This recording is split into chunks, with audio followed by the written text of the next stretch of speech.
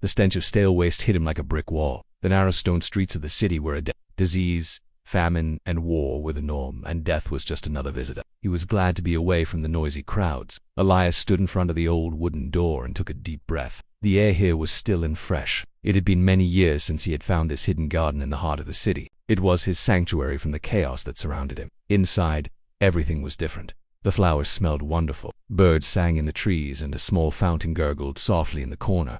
A man could forget the outside world so easily here. He pushed the door open and stepped inside. "Brother Thomas, is that you?" a voice called out. Elias turned around and saw a thin, slightly hunched man with a long white beard walking towards him. His eyes twinkled merrily, despite the wrinkles etched deep into his tanned face.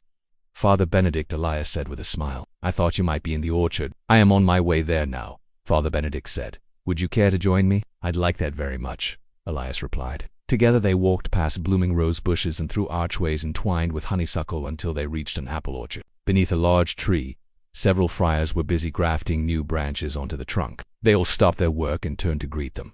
"Welcome, Brother Thomas," one of them said. "You are needed, Brother Thomas." Another added, "We have some important work to do."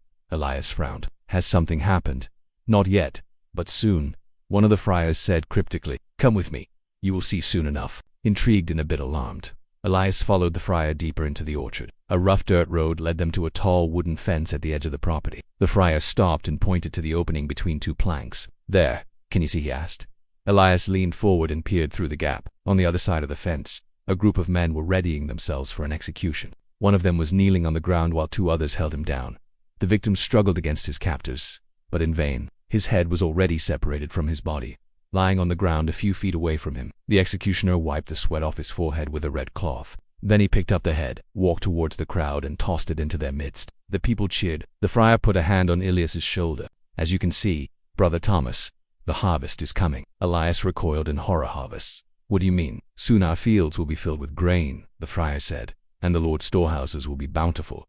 He turned to leave, then paused. "Do not be troubled, Brother Thomas. This is God's will. These people have sinned greatly and must be punished. We are merely doing the Lord's work." Elias wanted to argue, but the friar had already disappeared into the crowd of trees. He was left alone in the orchard, surrounded by the cheers of the townspeople and the rustling of leaves. Suddenly, the ground beneath him trembled. A loud crash echoed through the air, and a thick cloud of dust billowed over the horizon. Startled birds took flight, and the singing of the others fell silent. Was this also part of the Lord's plan? Hadn't the friars just spoken of bountiful stores and a plentiful harvest? Or did God also send destruction and death? He ran to the fence and looked out into the distance. There he saw a large group of horsemen thundering towards the town. At their head rode a tall, broad-shouldered knight wearing shining armor. In his hand, he held a long spear. Behind him, more knights followed, along with a multitude of infantry. The townspeople were fleeing in terror, some hiding in their homes, others running into the fields.